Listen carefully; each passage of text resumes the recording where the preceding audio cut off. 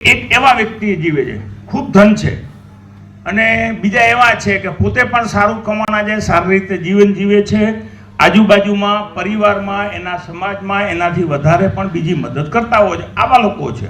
ત્રીજા એવા છે સુખી સંપન્ન માણસો, લોભિયા, એનું ધન ધૂતારા ખાય, પોતે ખાયની પેટમાં તમને શું ખવડાવે? આપણે ખવડાવે? પોતે સારું ન ખાય, કાંઈ રૂપિયો વાપરે નહીં, એની ભેગું લઈ જવાની ઈચ્છા હશે પણ ભેગું લઈ જવા મળતું નથી. બાકી લઈ બધાને જવું છે, મારે લઈ જવું છે ને તમારે લઈ જવું છે.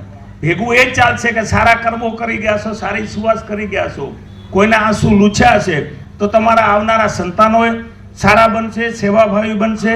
અને ધન ક્યાંય સારા કામમાં વાપરવાથી મેં નથી સાંભળ્યું કોઈ પેઢી ખતમ થઈ ગયો. બાકી તો રાજાના રજવાડા ખતમ થઈ જાય, કાયમી કોઈ પાસે હોતું નથી. સત્તા કે સંપત્તિ, તમે જો ઇતિહાસ છે દરેક સમાજનો, પરિવર્તન એ ભગવાને બનાવેલો નિયમ છે. બધાનો વારો આપે, બધા જ લોકો જો પૈસાવાળા રહે, તમે જો તમારા સમાજમાં બધામાં જે 50 વર્ષ પહેલાં કે 60 વર્ષ પહેલાં પૈસાવાળા હશે, એ આજે જરૂરી નથી કે એના છોકરાઓ નોકરી કરતા હોય.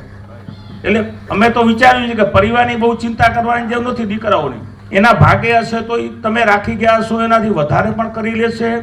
અને નસીબ નહીં હોય ક્યાંક એવી ભૂલ થશે એક નિર્ણય, તો પૂરું પણ થઈ જશે. ઘણા લોકો કહેતા હતા, મેં પણ સાંભળેલી વાત હતી કે 10 પેઢીઓ સુધી ખૂટે નહીં એટલું ધન ભગવાન એને આપ્યું છે. પણ 10 પેઢી નહીં, દાદા જીવતા હોય એનો પુત્રો નોકરી કરતો હોય પ્રાઇવેટ, આવા દાખલા જોયા છે.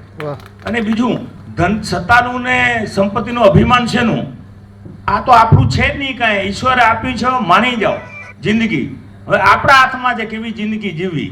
જેમ મેં કહ્યું એમ કેવો માણસ બનવું.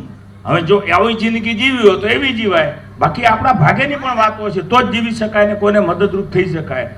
ધીરુભાઈ અંબાણીએ બંને દીકરાઓને ખૂબ સરખું આપ્યું હતું, અનિલ અને મુકેશને.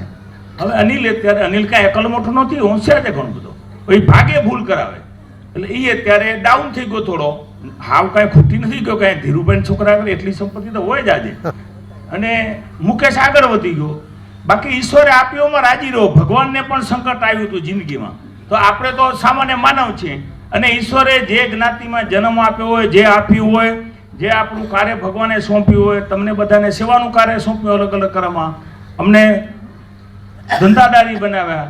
આ મુકેશભાઈના પપ્પા રાજકીયમાં છે એટલે એ સેવા કરે છે, એમનો દીકરો પણ ખૂબ સારી સેવા કરે છે, મુકેશભાઈ છાંગા.